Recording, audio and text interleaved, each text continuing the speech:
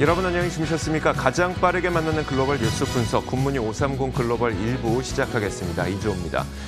지난 밤사이 미국 시장에서는 큰 뉴스 한 가지가 있었습니다. 바로 화이자와 바이오엔테크가 공동 개발하고 있는 코로나19 백신의 임상 일상 결과가 긍정적이었다는 소식이었었는데요.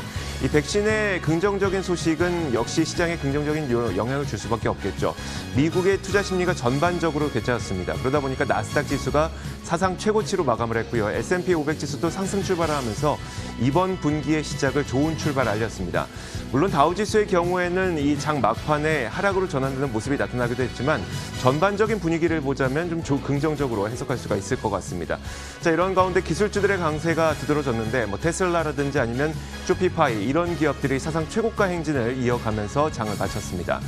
자, 지난 밤사이 나왔던 몇 가지 경제 지표가 있었는데요. 먼저 고용 지표를 살펴보자면 고용 지표는 다소 혼조 양상을 보였습니다.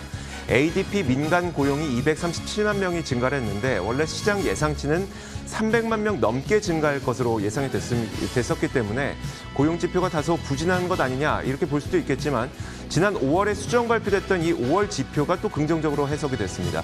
자, 이렇게 고용 지표는 다소 혼조 양상을 보였다고 보면 되겠고 트럼프 대통령도 또 한 가지 좋은 발언을 했습니다. 미국인들에게 더 큰 지원금을 쏘겠다 이런 발언을 한 만큼 전반적인 시장 분위기는 좋았습니다. 자, 미국 시장에서 어떤 일들이 있었는지 지금부터 정리해드리도록 하겠습니다. 굿모닝 530 글로벌 1부 바로 출발하겠습니다.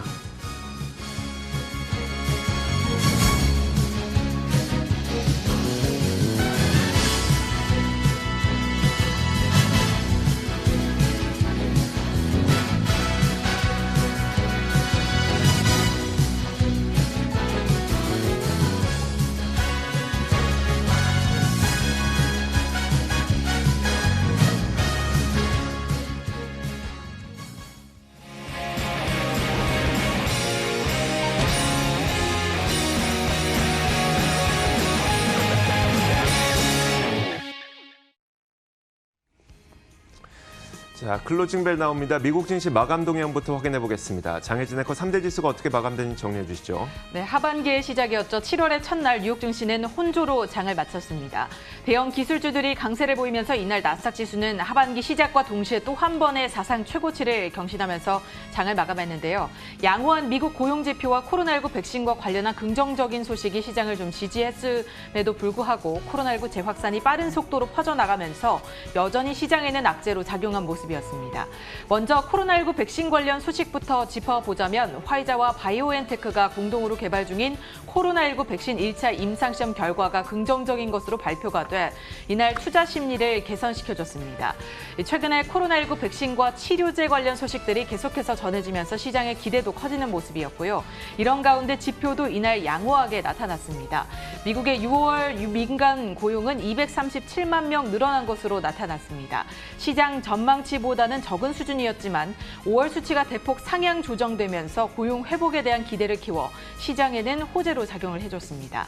미국의 지난 6월 제조업 활동지수도 52.6으로 상승을 하면서 확장 영역으로 회복을 하는 모습이었고요.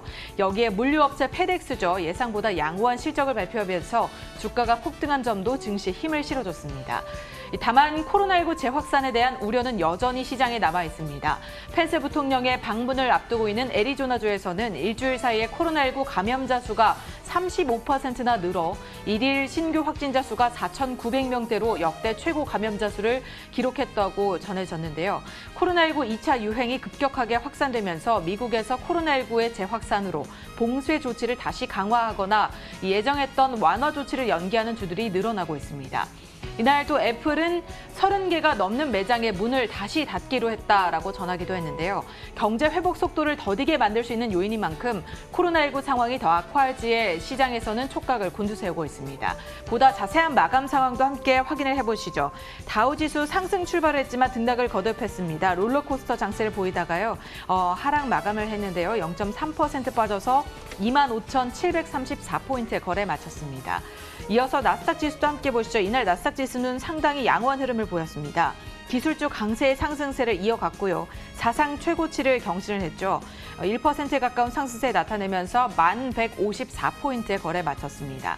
마지막으로 S&P 500 지수입니다. 0.5% 올라 3,115포인트에 거래 마쳤는데요.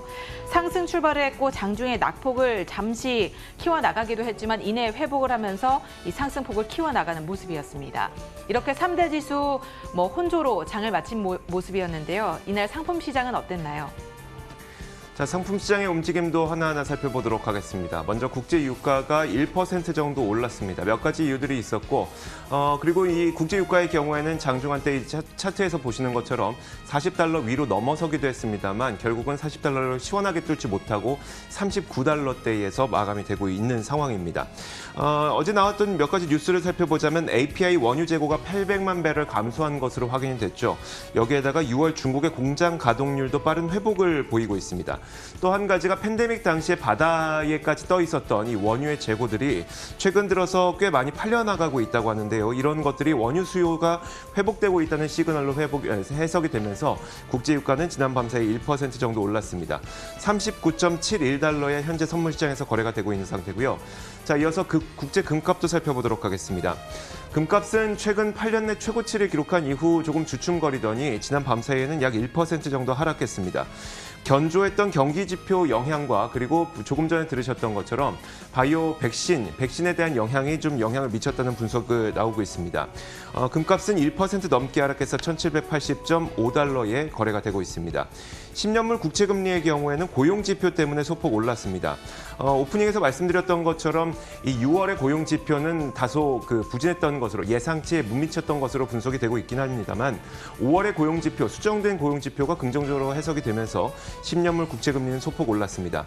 0.672%의 거래가 되고 있고요. 달러 인덱스까지 살펴보도록 하겠습니다. 아주 큰 움직임은 아닙니다만 다시 한번 달러 약세가 계속 진행이 되고 있습니다. 0.25% 내리면서 97.14에 거래되고 있습니다. 자, 이렇게 상품 선물 시장 살펴봤습니다. 글로벌 외신 확인하도록 하겠습니다. 자, 먼저 첫 번째 소식부터 살펴볼까요?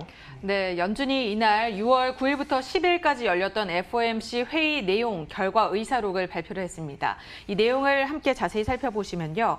연준 위원들은 앞으로 미국의 통화 정책이 매우 완화적일 것으로 기대를 하면서 일부 위원들은 코로나19 재확산이 다시 심각해진다면 미국 경제가 더 깊은 침체를 겪을 가능성을 우려했다는 내용도 덧붙여졌습니다. 내용을 구체적으로 살펴보죠. 연준은 기준금리를 0에서 0.25%로 동결을 했습니다. 현 수준의 통화 정책이 매우 적절하다고 판단을 하고 경제가 다시 정상화될 때까지 통화 완화책을 이어갈 것으로 기대하고 있다라고 전했는데요.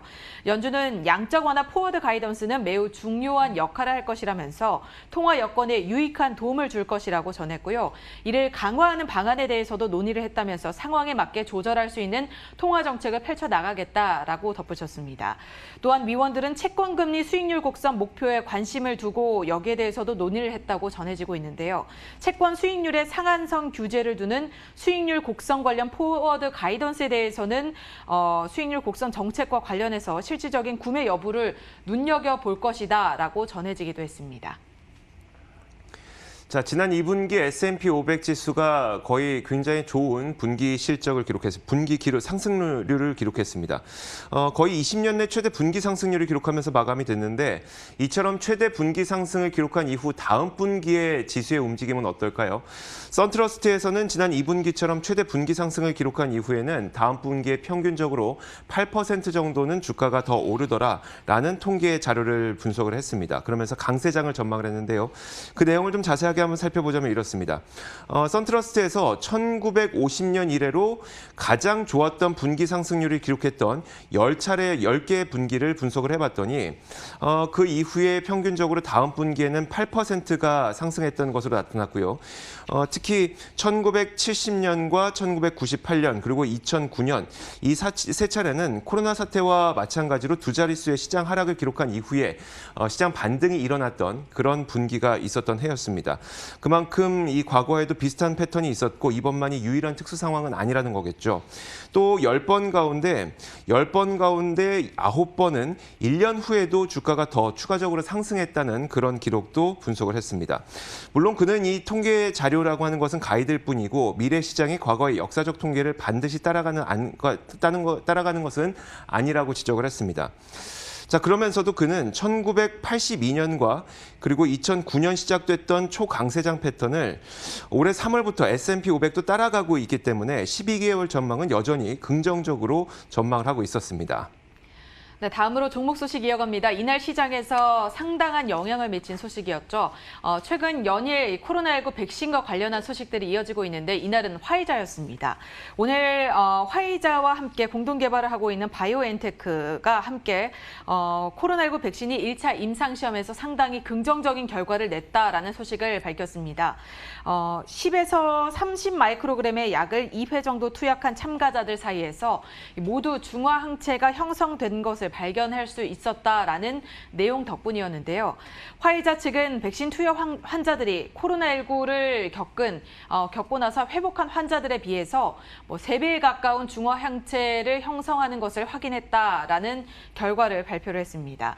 부작용으로 일부 투약자에게서는 발열 현상이나 수면 장애가 나타나기는 했지만 이런 부분은 미미한 상황이었고 심각한 수준은 아니었다라고 덧붙였는데요. 화이자 측은 만일 백신이 정상적으로 승인을 받는다면 연말까지는 1억 명분의 백신을 생산할 수 있을 것으로 내다봤고요. 잠재적으로는 2021년 말까지, 내년 말까지는 12억 명분의 백신을 만들 수 있을 것으로 내다봤습니다. 여기에 대해서 CNBC의 짐 크레머는 투자자들이 화이자를 현재 신뢰하고 있기 때문에 이 소식은 시장에도 매우 긍정적인 영향을 미쳤다면서 오늘 시장을 살린 건 화이자 덕이라고 덧붙이기도 했습니다. 최근 많은 관심을 받고 있는 기업 가운데 하나죠. 바로 온라인 쇼핑 플랫폼을 제공하는 기업인 쇼피파이가 지난 밤 사이에 $1,000를 돌파하면서 신고가 행진을 이어갔습니다. 사상 최고가 행진을 달성한 이유에 대해서 그 분석을 한번 살펴보도록 할 텐데요. 월가에서 새롭게 긍정적인 투자 의견을 받으면서 신고가 행진을 이어가게 됐다고 나오고 있습니다. 투자은행 아거스에서는 이번에 새롭게 쇼피파이에 대한 투자 의견을 내놨는데요. 커버리지를 게시하면서 투자 의견은 매수 의견과 목표 주가 $1,050를 제시했습니다. 아거스에서는 수년간 그동안 소매업체들이 고전을 면치 못했었는데 이번에 코로나 팬데믹을 계기로 사람들은 온라인 구매에 대한 편리함을 느끼게 됐고 중소형 기업들은 본인들의 판매 채널을 온라인으로 확대하는 계기로 만들었다고 설명을 했습니다.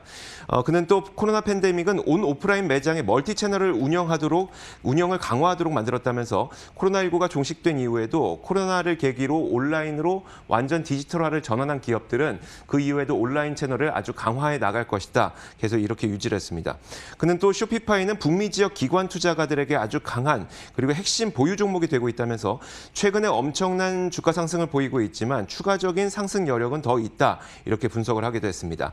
자, 이렇게 글로벌 주요 종목들과 뉴스 살펴봤습니다. 맨해튼 나우 이어가도록 하겠습니다.